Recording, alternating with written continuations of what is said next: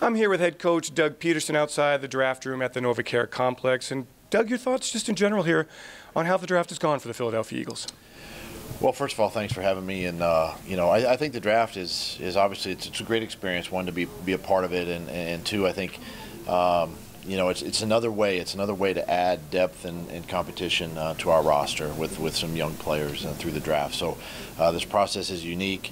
Our scouts do a tremendous job of putting things together for us, putting our draft board together, and it's been a good couple of days. It really is interesting. Put into perspective what scouts go through. It is a 12-month process. I mean, it is a lot of work for these guys. It is, and as soon as we're done with this, they're on to next year's crop of athletes. So it's a never-ending process for them. You first three picks here, offensive players. Talk about what you've seen in them, what makes them so attractive for the Philadelphia Eagles. Well, number one, starting with Dillard, our first-round pick. I mean, he's big, he's athletic, great pass protector.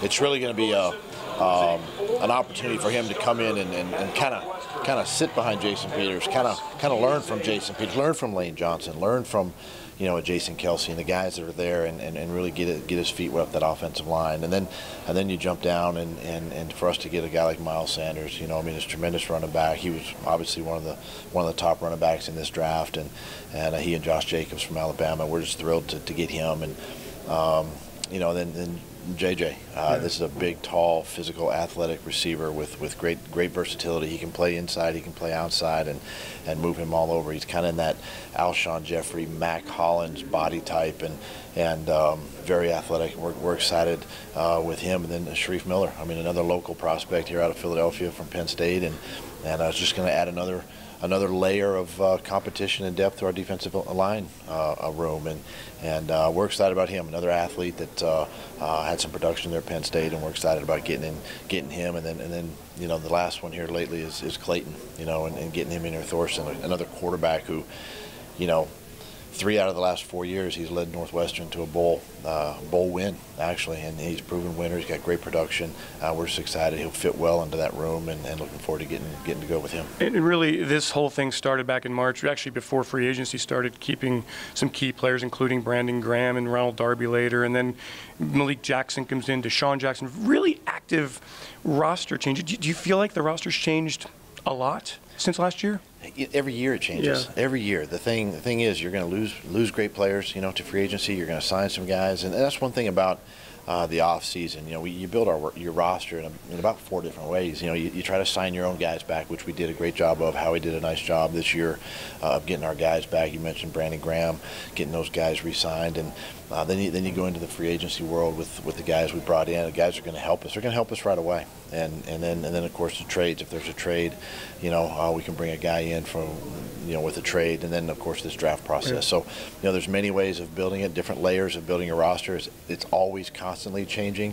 We're always looking to add that value, to add that talent and depth to our roster. The term that you like to use is position flexibility. Okay, so you bring in Jordan Howard, you bring in Miles Sanders, new look in the backfield.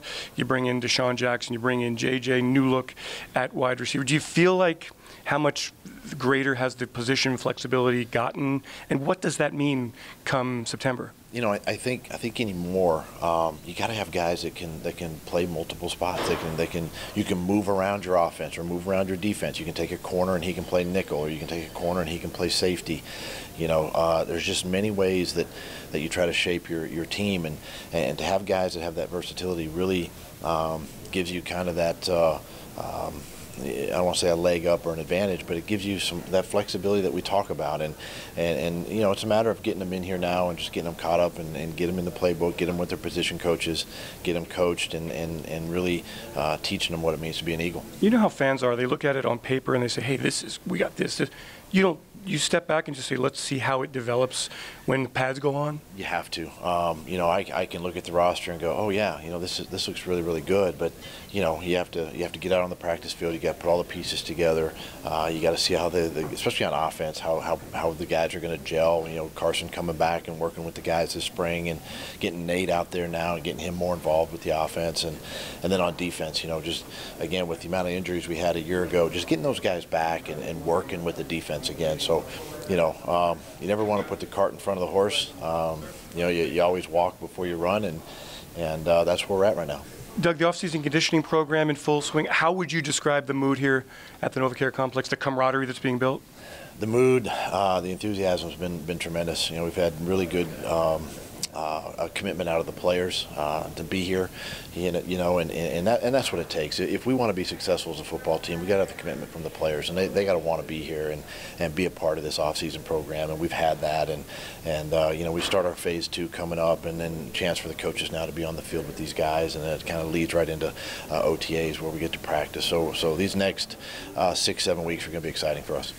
Do you feel like the guys maybe think, hey, we left some business unfinished the way the season ended in 2018? I think we all do. Yeah. You know, and really it's if you look back on where we ended our season and where we came from and the amount of, you know, adversity that we were faced all season last year, it's exciting to kind of go into 2019 with that still kind of a burning sensation, sort of, and a burning desire to get back out on the football field and sort of, you know, right that ship. We felt like we were catching steam at the end of the year, and you know, hey, but now it's over, and we got to learn from it and move on, and you know, that's why we're here this offseason. Draft ends, free agency, the frenzy to sign the undrafted players. Then what goes on with you? What do you do between here and when the fans kind of tune back in and see you on the sidelines? Yeah, you know, once we get this draft process out of the way and we get back out on the field Monday with our players, and we start phase 2, and then 2 weeks from now we're going to have all our rookies in for a little mini camp, and then right on the heels of that, our rookies can stay and be a part of our off-season program.